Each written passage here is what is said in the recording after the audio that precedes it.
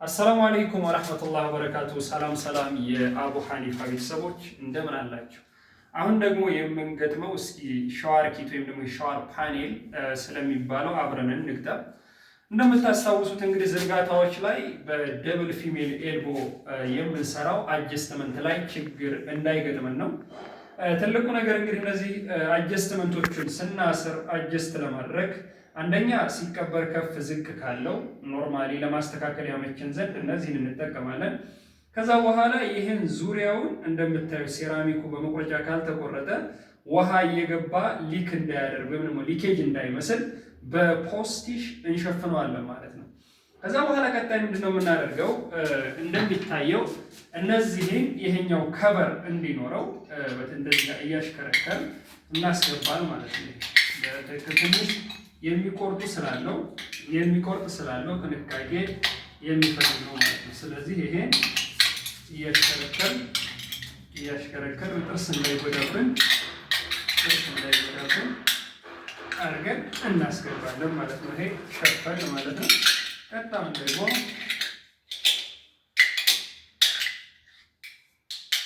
እንደዚህ አድርገን ይሄኛውን እንሸፍናለን ማለት ነው። ስለዚህ ከዚህ በኋላ ይሄኛው ከቨር ከተደረገልን በኋላ ምንድነው የምናደርገው? እችኛዋን የሻወር ፓኔሉን መቆጣጠሪያ ምን እናደርጋለን ማለት ነው። ፕሮፐር እንገጥምና አገልግሎታቸው ምን እንደሆነ እናወራለን ማለት ነው። ከዛ ምንድነው የምናደርገው? እነዚህ ላይ በትክክል አጀስት ካደረግን በኋላ ግድግዳውን ጎሚኖ እናስገባለን። ጎሚኖ ግዴታ ነው እንዳያፈስ ማለት ነው። ከዛ ያወምተን አጀስት ካደረግን በኋላ ጎሚኖ አስገብተን የሻወር ፓኔላችንን እናስራለን ማለት ነው። እንግዲህ ብዙ አይነት መፍቻዎች ይኖራሉ እናንተ እንዳላችሁ አይነት ማለት ነው። ከዛ በኋላ እንደዚህ አድርገን እንዳይሰበርብን አድርገን በጥንቃቄ እናስራለን ማለት ነው። በዚህም በግራ በኩል ያለውን በተመሳሳይ እንደዚሁ እናስራለን። ትልቁ ጨዋታ እዚህ ስራ ላይ ምንድነው? አጀስት ማድረጉ ውሃ ልክ መፍጠሩና እንደዚህ አድርገን ጎሚኖ ከዚች እስከዚች ያለችው ምንድነው ማለት ነው። ጎሚኖዋ በትክክል መቀመጧን አጀስት መሆኗን ይሄ ጠፍቆ መታሰሩ ማወቅ አለባቸው። ቀጣይ የሚሆነው ምንድነው? ይሄ የምታዩት በኋላ ምንነቱን የምነግራችሁ ይኸው ይታያል። ይሄን ዘንግ እዚህ የምትፈታ ብሎናላት። ካሜራማን ትንሽ ተጠጋና ያሳየናል። እቺ ብሎናለች፣ ቀዳዳው አለ። እንደዚህ አድርገን ምን እናደርጋለን? እናስገባና ጎሚኖ እናመጣለን። ጎሚኖ ካመጣን በኋላ እዚች አድርገን ይሄን ማሰር ነው። ማሰር ግን ወደዚህ ነው የምዞረው ብሎ ምልክት አለ። ገልብጣችሁ እንዳታስሩት። እነዚህ ምን አገልግሎት አላቸው እየነገርኳችሁ ልሰር። ይሄኛውን ስታስሩ እንደሌላው ጥርስ ስለሌለው እንዳይሰበርባችሁ በእጃችሁ ታስሩና በምትጠቀሙበት መፍቻ ሶፍት ወይም ደግሞ ጠንከር ያለ ነገር አስደግፋችሁ ጥርሱን በትክክል ውሃ እንዳያፈስ አድርጋችሁ ታስሩታላችሁ ማለት ነው።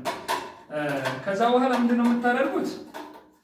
እችኛዋን በምትፈለገው ልክ እናስቀምጣለን። ይሄ ጥቅሙ ምንድነው? ሳትፈልጉ እንደዚህ የሚዞር ስትፈልጉ ታወጡትና ምንድነው ማለት ነው መታሻ ስፖንጆችን አንዳንድ የሚንጠለጠሉ ነገሮች ማንጠልጠል የምንፈልጋቸውን ነገሮች እናንጠለጥልበታል። ይሄ ከላይ ያለው ደግሞ አንዳንድ ነገሮችን እንይዝበታል ማለት ነው። እንደዚህ መላጫ ምናምን ምላጮችን ሌሎች ነገሮችን እንይዝበታል ማለት ነው።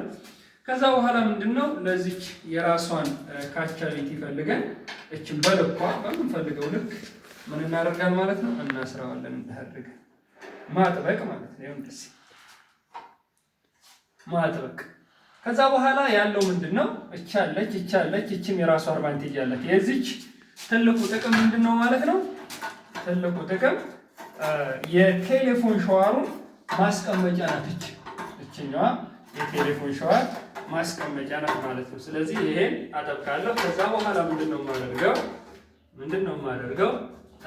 እዚህኛው ላይ የሚገቡ ነገሮች አሉ። አንደኛ ቀድሞ መግባት ያለበት ይሄ ነው።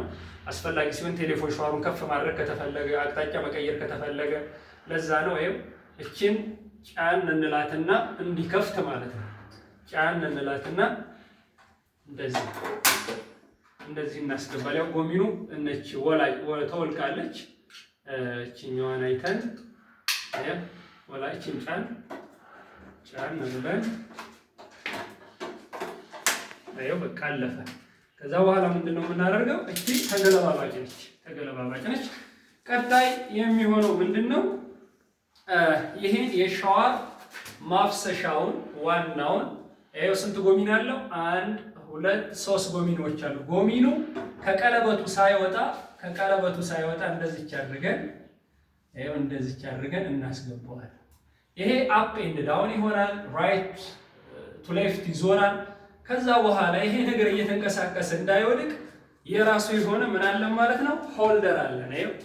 እዚህ እንደምታዩት ይሄ ሆልደር እንደዚህ አድርገን እናስገባና ብሎን እናስራለን። የትኛውም ስክሪፕት የራሱ አለው፣ ግን በደንብ ጠበቅ እንዲል በ10 ቁጥር ፊሸር ብሎን አድርገን ብናደርገው አሪፍ ነው። ያው ባይዘው እንደዚህ አይነት ስስ የሆኑ እቃዎችን ስትገጥሙ